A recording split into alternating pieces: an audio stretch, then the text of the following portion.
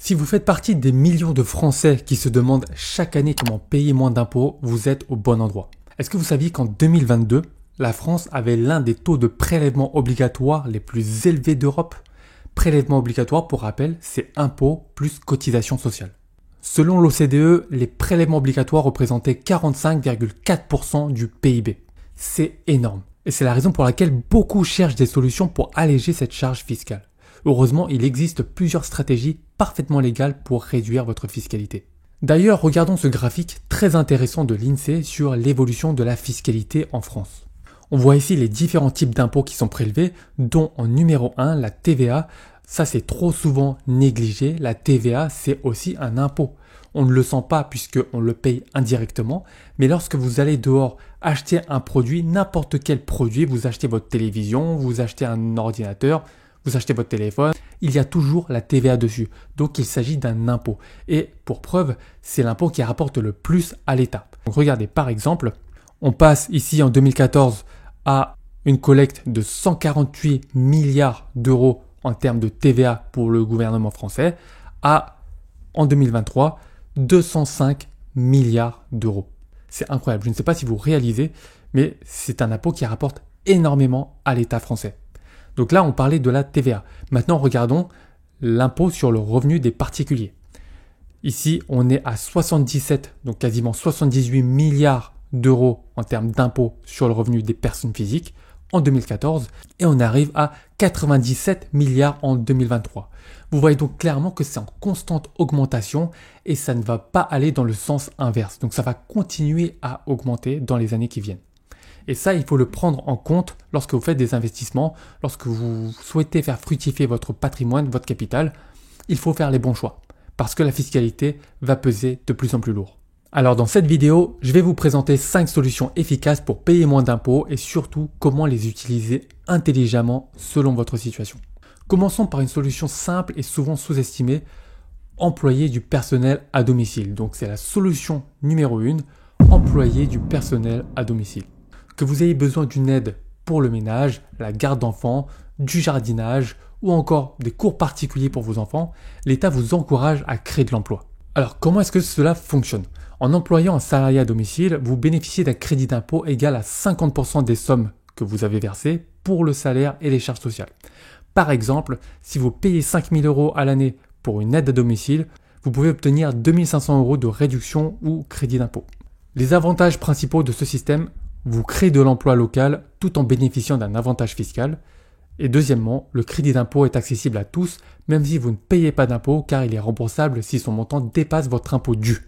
C'est-à-dire que vous ne pouvez pas avoir un impôt négatif, l'impôt va vous rembourser le montant.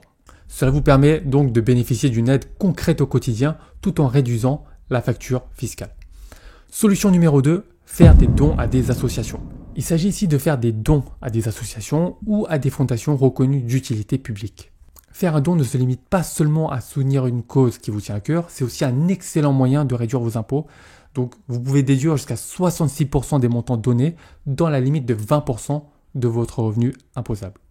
Par exemple, si vous faites un don de 1 000 € à une association reconnue d'utilité publique, vous bénéficierez d'une réduction d'impôt de 660 €.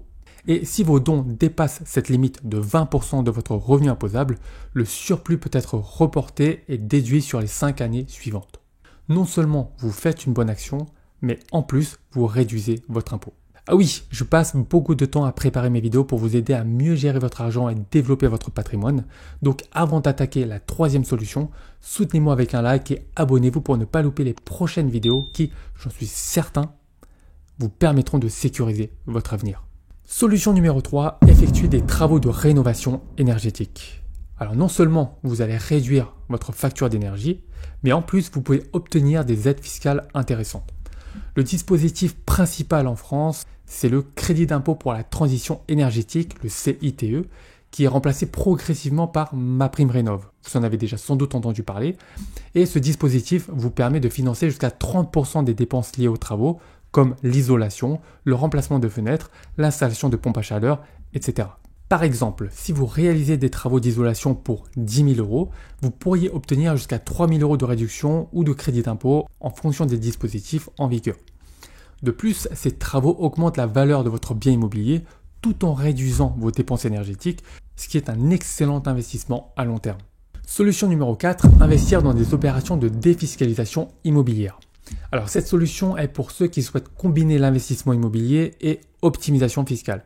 Il existe plusieurs dispositifs intéressants en France, selon les projets bien entendu, parce que tous ne sont vraiment pas recommandables.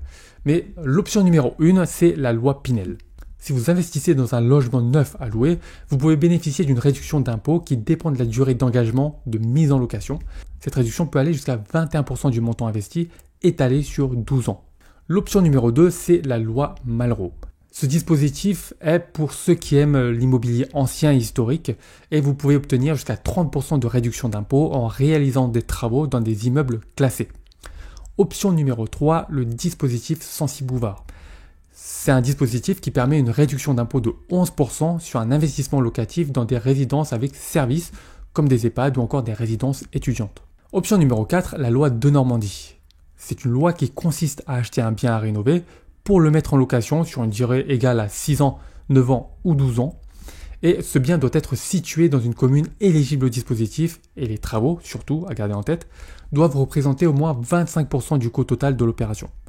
Comme le Pinel, la réduction d'impôt pourra être de 12%, 18% ou 21% selon la durée de location. Prenons un exemple avec la loi Pinel. Si vous achetez un bien à 200 000 euros, vous pouvez obtenir jusqu'à 42 000 euros de réduction d'impôt répartis sur 12 ans.